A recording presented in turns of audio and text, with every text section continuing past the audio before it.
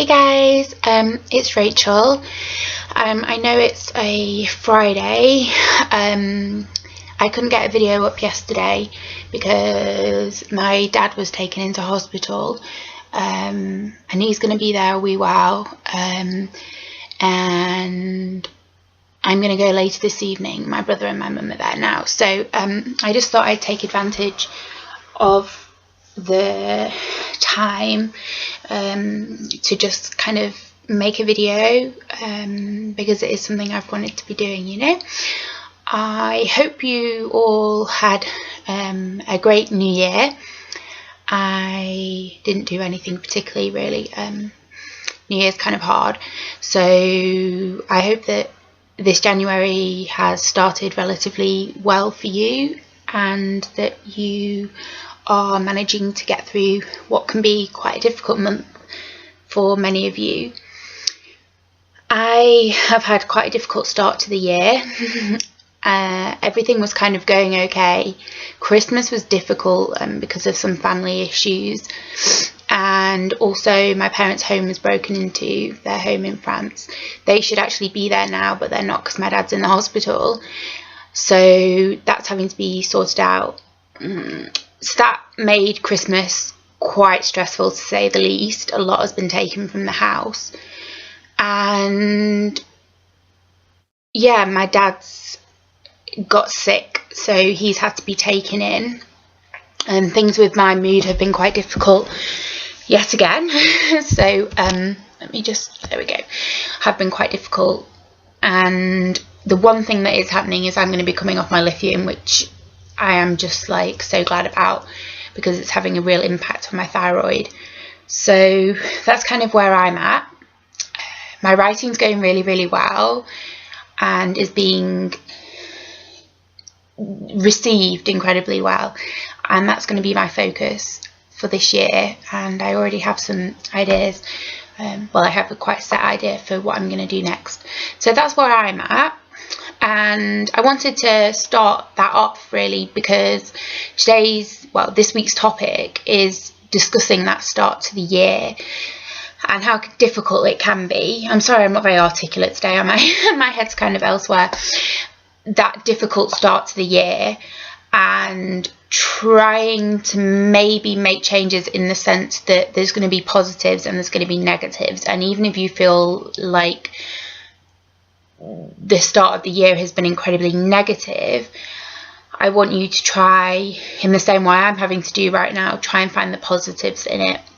And so it can be very, very small things. One of the things that actually keeps me going, which might sound crazy to some people and other people understand it completely, is to do with how well received my poetry is. And so, for example, if I set a goal for myself to write a poem a day, which is pretty much what I've been doing, possibly more. It kind of depends on whether I write the poem straight out and literally type it out in about 4 minutes, or whether I think longer about it, or whether words and ideas come into my head. And what I tend to do is, believe it or not, I jot them down in my phone, which all the notes in my phone are mainly sort of poetry or whatever. And I have been going back to pencil and pen. So having that focus for me has really been beneficial, especially when it's really well responded, taken, the response to it is incredibly positive, and that keeps me going. That is, if I write, say, a poem in the evening and I wake up in the morning or throughout the night or whatever, and that has trended, and you can find me on Hello Poetry, and I can maybe put a link in. It's just under siaJane if you go onto Hello Poetry, and that's something that never tires. I never get bored of that, and other writers who are there will kind of say the same to you, and it's something that gives me that push that no matter how things are feeling, how difficult things that are going on, it helps. And if I'm still awake in the middle of the night, which I usually am, it's like a reassurance. It's like somebody coming up to you and saying, that really touched me, but it being like 200 people or 300 people saying, wow, I felt that, I felt you in that. And that really is all that I want my words to do. I obviously do it for my own benefit, to be able to release some of my inner creativity and my inner demons, as it were. But having that one thing it takes me away from everything. It stops me from having to constantly think about the things that are difficult in my life right now. And we're all susceptible to breaking down. We're all allowed to break down. We're all allowed to cry. You know, I sat in my psychiatrist's office last night, and like, I never cry with him ever, and I just started crying because it wasn't like a full out cry, but I had tears in my eyes because everything just felt too much. It just felt too much. And I have to reach out to the people who love me and the people who care about me, and I'm very fortunate to have some of the most amazing friends and trusted friends. And by reaching out and saying, do you know what, I'm finding this really difficult, and for them to be like, well, I'm here for you, or to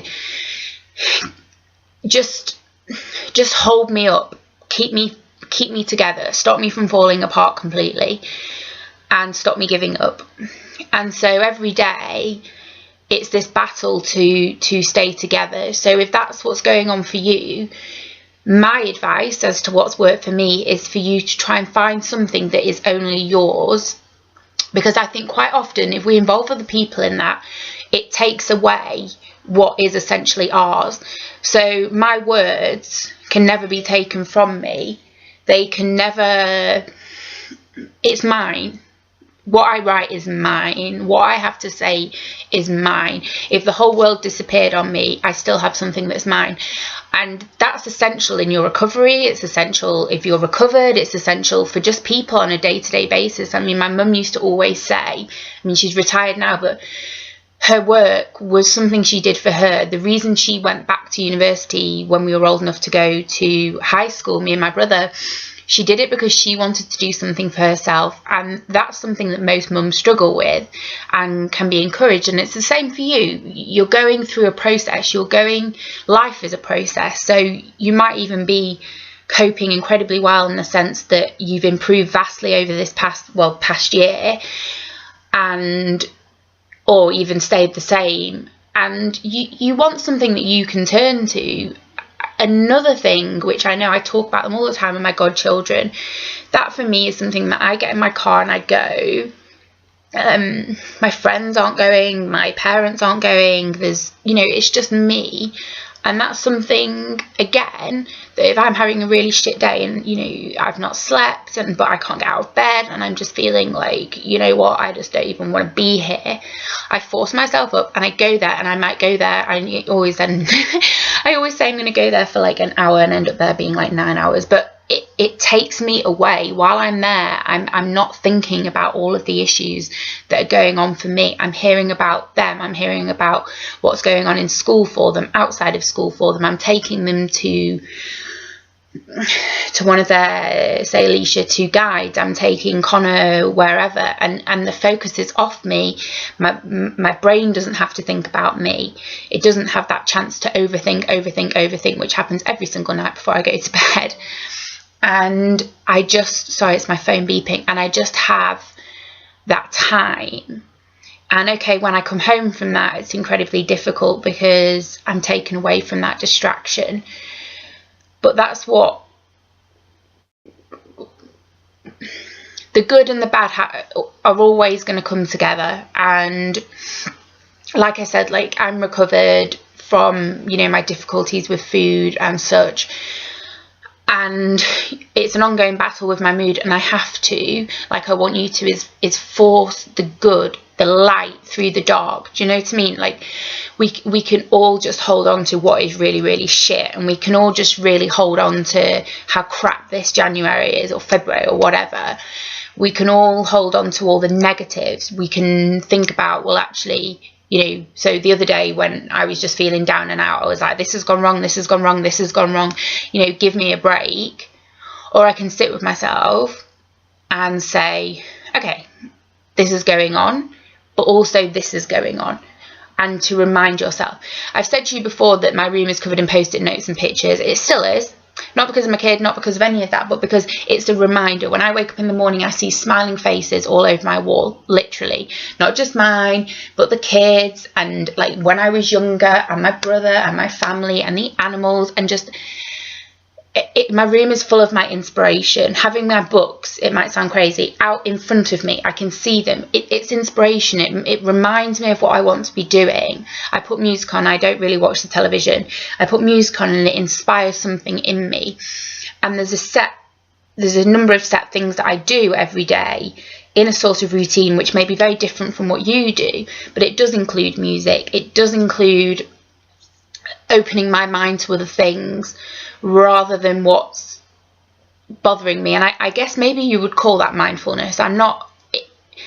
It's not so much being in the moment, but it's letting go of other things. That's how I would see it. I wouldn't necessarily see it as me being mindful and taking everything in that moment. So if I'm sat in the bath, I'm not in that moment. What I'm doing instead is breathing and saying, okay, I just want you to let go of some of that. I want you to just think about the positive things that are going on right now. I want you to hold on to those. I want you to carry those with you. And all those other things, they can be there, okay? And if you choose to, they don't necessarily have to keep knocking you over, because they are circumstances. The house being broken into, my dad being taken ill, our neighbour actually passed away in his sleep on Sunday night. You know, there's other issues which I don't really want to publicly talk about, and they're circumstance, okay? So like my psychiatrist said to me last night, he said it must be very difficult to disentangle what you're feeling, what's just your head, and what's not. And I sort of said to him, no, because those things are there, okay? And over Christmas I was struggling anyway, regardless of those things.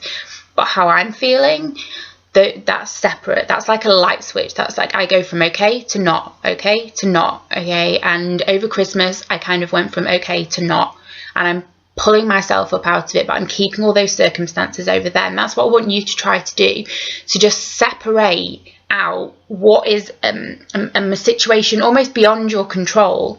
Okay, I cannot control the fact that my father's been taken into hospital. I could sit here and worry endlessly, which I do, but I fight with that, and I try and focus on myself, on what I'm feeling, and I say to myself, okay, you can't control that situation. All you can go is go and see him, hear what's going on, listen to what maybe is going to happen, probably surgery for him, and then take yourself away from that and be with yourself. And as difficult as that is, that allows you to separate that. So what normally comes out for me is when I write. That's normally my inside, my like what's inside my mind, the chaos, the fears, the anxieties, the emptiness I could be feeling, the distress I could be feeling, the worry I could be feeling, then is emptied out. And it's like a release, and it doesn't last for ages, but it lasts for long enough for me to have had that moment. So that's kind of where I'm at. I guess my small change for you, it is to separate those things. What are you in control of? What are you not in control of? And it's the serenity prayer, which I can't even remember what it was, but it's to do with, like, you know, letting go of what you have no control over, trying to hold on to what you can impact, and think of the things you can make changes for, which is inside yourself. You're capable of making those changes. You're strong enough to make those changes. You have enough courage, you have enough determination, and you are capable of shifting things for yourself, as impossible as it feels.